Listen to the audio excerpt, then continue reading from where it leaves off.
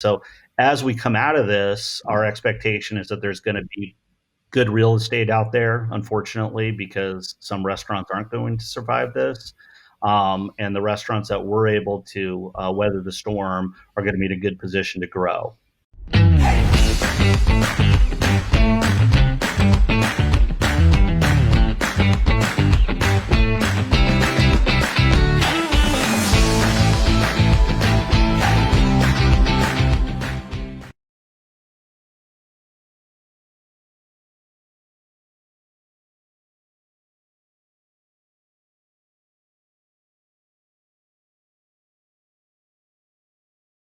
Chuck Imerson, thank you for joining me.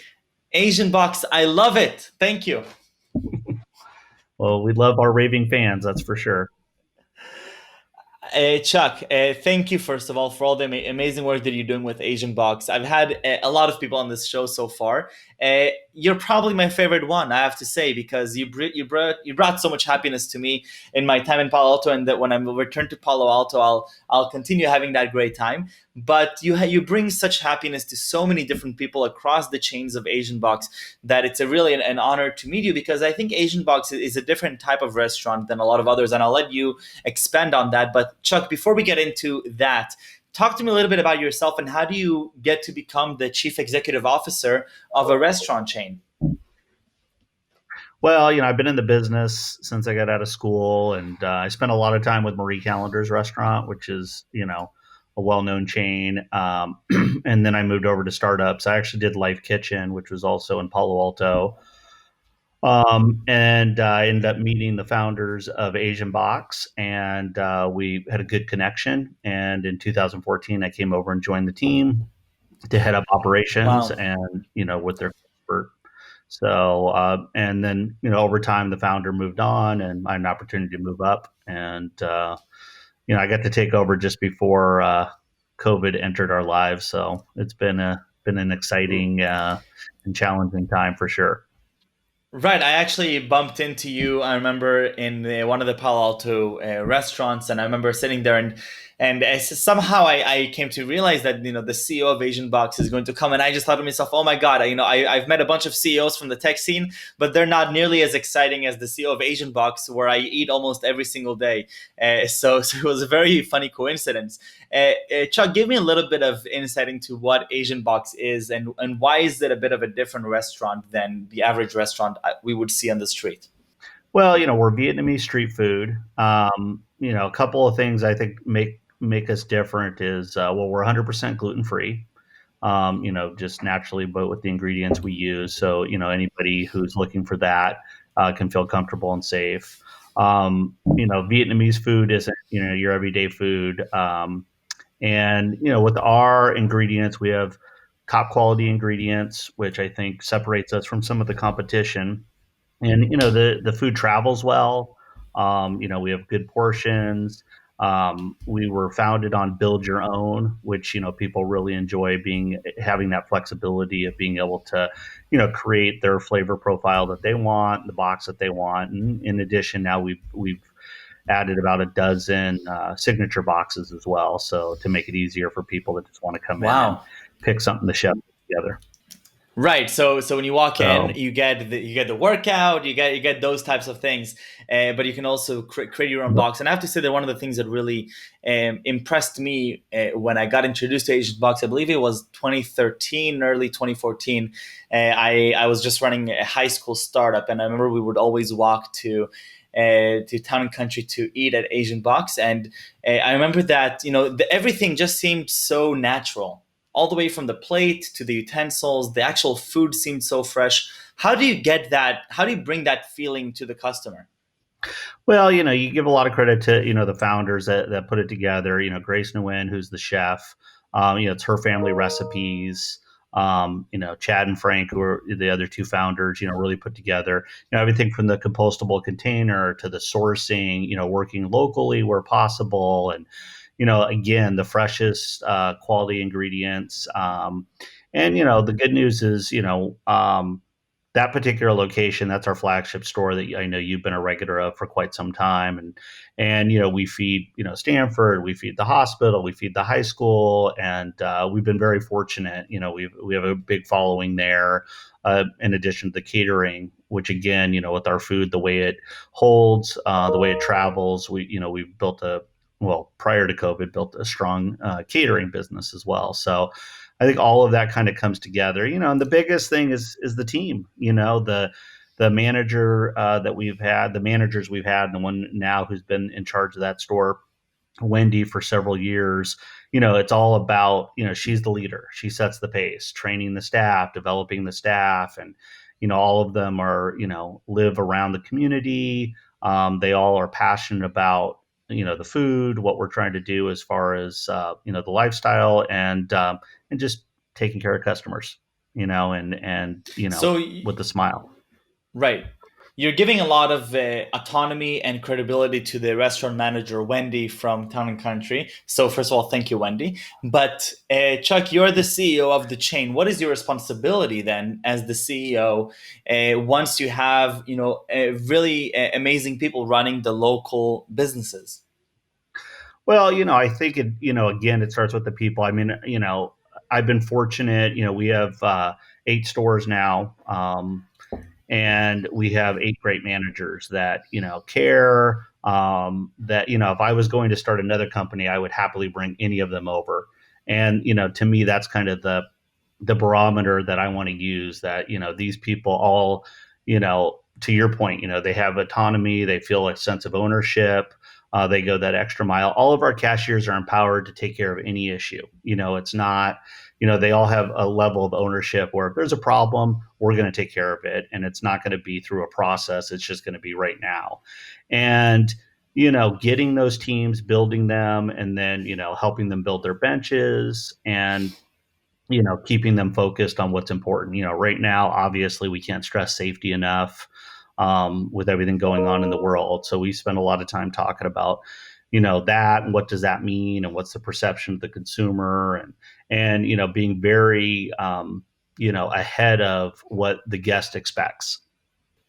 That makes a lot of sense. And how do you think more critically about what the guest expects? Because as the CEO, I'm imagining that you're setting the tone for the expectation across all the chains, right? Aligning the vision, aligning the strategy that at the end the great people that are working there, they should aspire to. So how do you adjust to that role, and what is some of the thinking process that goes on behind that? Well, it's kind of two-part. When it's the business of where are we going, long term. Whether that's the marketing, whether that's new menu items, whether that's different promotions, or whatever we're offering. Um, but I think what's more important is keeping it very simple. For the managers, it's the restaurant business is really a lot of common sense and hospitality.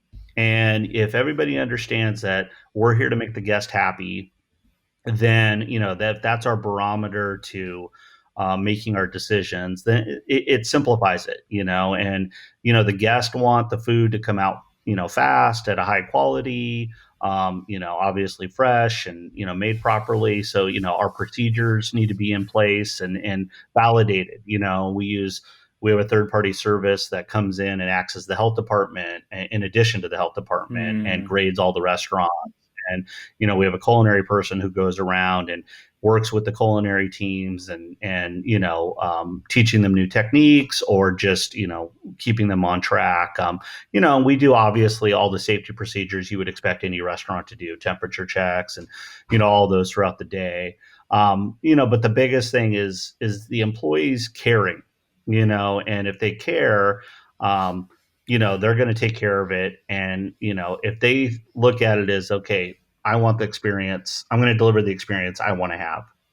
And we talk about that, pre-shift Right. meetings, as far as we want to go fast, but we don't want to rush.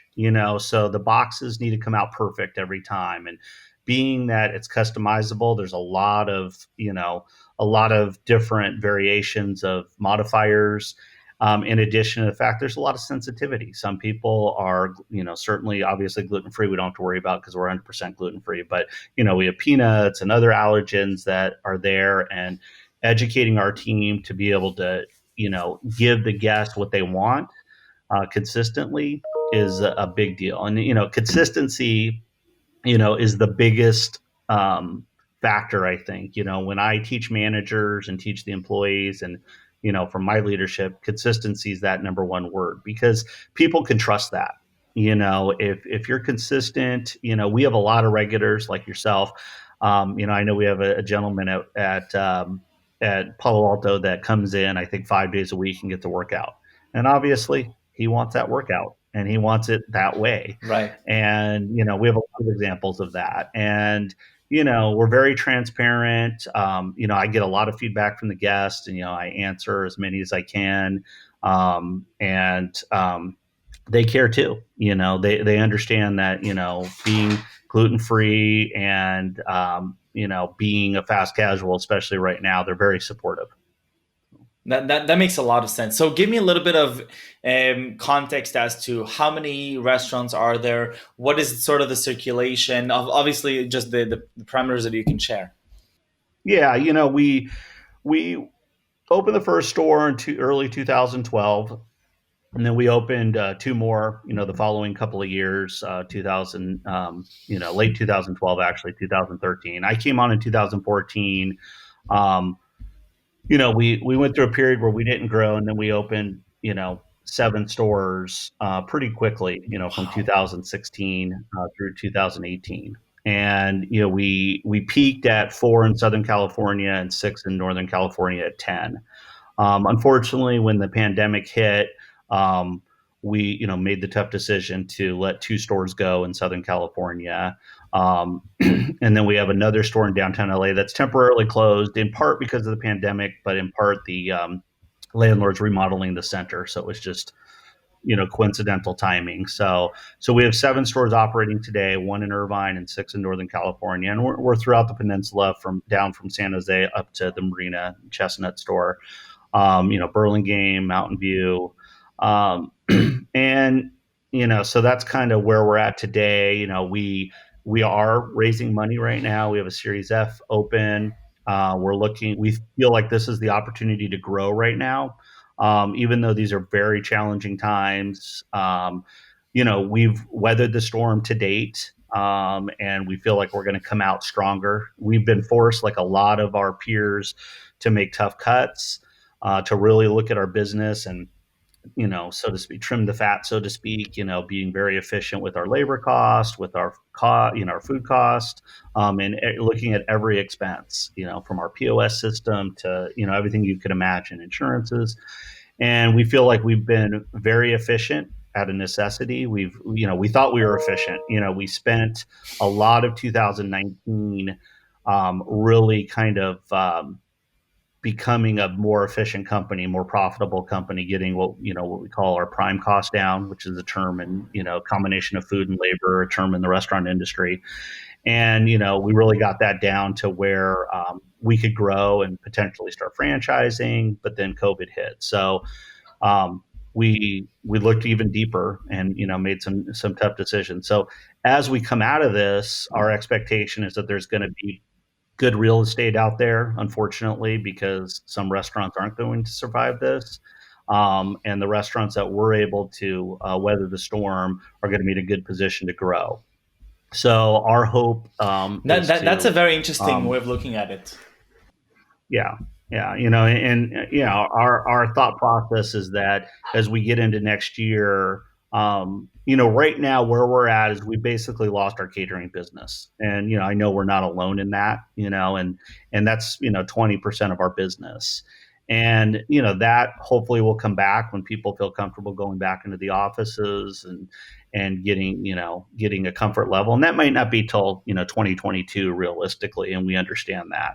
But our other business, our partners with people like DoorDash and Grubhub and Uber Eats, has helped us survive. In addition to, we partnered with Ola or with Spot On, which is a up and coming POS system. and they have the ability for online ordering and app and all those things. So we flexed right into that, and it was kind of already in process, but we really flexed hard into that to maximize the guest being able to order easily and comfortably, safely, whether they want the food delivered or pick up with non-contact. We have all that happening, and so we built the trust back, and over time we built our business back up to where really the only thing we're missing from last year is catering. And like I said, I expect that to come back eventually. So in a way, even though we've gone through a very challenging situation, we're in a good position to grow. And our hope is to, raise some capital and sign a couple leases next year. I have to say that I'm really inspired by your take on the positioning that you're saying. We've entered this pandemic. We had to make some very tough decisions. We closed 2 restaurants. We've pretty much lost the catering business because there really is no catering in 2020 and likely 2021. Yet we realize that there are opportunities for those that are able to climb over the hill, even if they're wounded. But there are going to be opportunities to grow into a relatively emptier market, whether it's in real estate or whether it's in customer acquisition.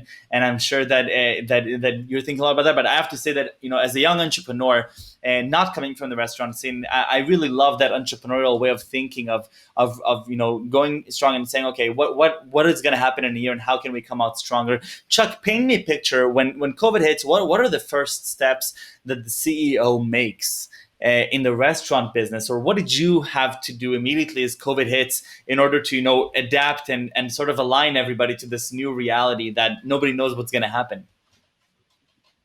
Yeah, I think like a lot of people, I can look at our financials in March 17th, the day after it was truly really announced on a national level that, hey, we need to lock down and start buying toilet paper.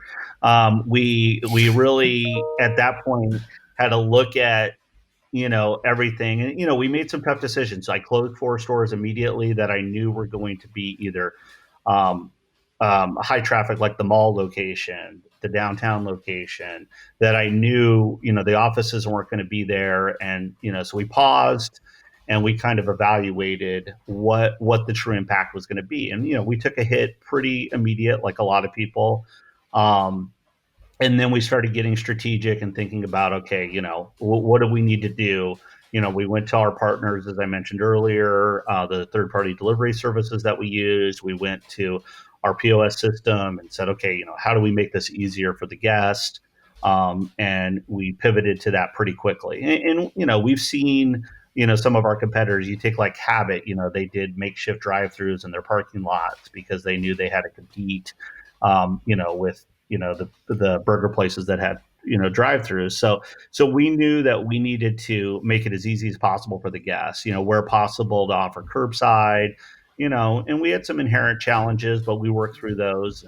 And I think just telling the teams, the general managers, like, hey, communicate with your teams, let them know what's going on. Let's help them take care of themselves. We had to obviously cut back a lot of hours, help them figure out how to get themselves taken care of, whether it was how to get unemployment or whatever the case may be, because, we're all in this together. And, we had to furlough some people immediately, and, and heavy communication with them on, because at the end of the day, the hope was everybody was going to come back, and we wanted to make sure that they Right. were all still there and loyal. Um, and we're still fighting that. I have 3 people on furlough right now still, that, the catering department and the downtown LA store that I mentioned earlier that's temporarily closed. But I talked to those 3 people, every other week, and they're ready to come back, and they're anxious, and, they've all taken part-time jobs because they've had to. But they know that I'm committed to them, and, as soon as we can get them back, we will.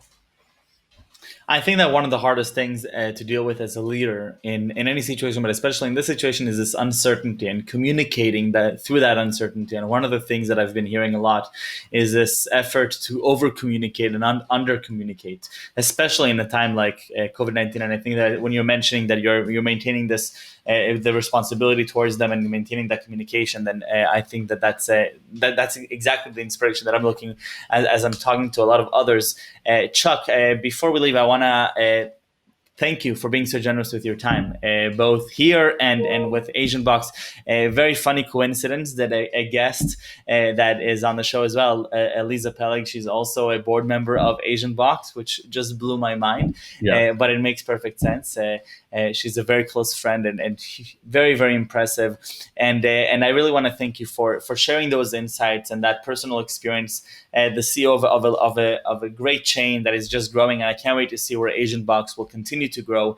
But before we leave, I have to ask for the most important and difficult question, which is 3 words that you would use to describe yourself. Good question. I think consistent.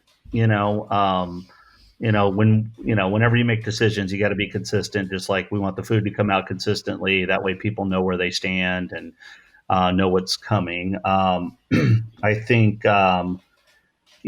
right now evolving, and I don't know if that's the best word, but we're evolving each day as to what happens, in this industry and in the world, and we got to be able to change with that and be open minded that what you did yesterday may not be as successful tomorrow if you're not open to change. And then um, I don't know. I think communication once again is a key word. I don't know if that describes me. That's more like doing something, but I'm very I big think it's a on perfect descriptor. communication.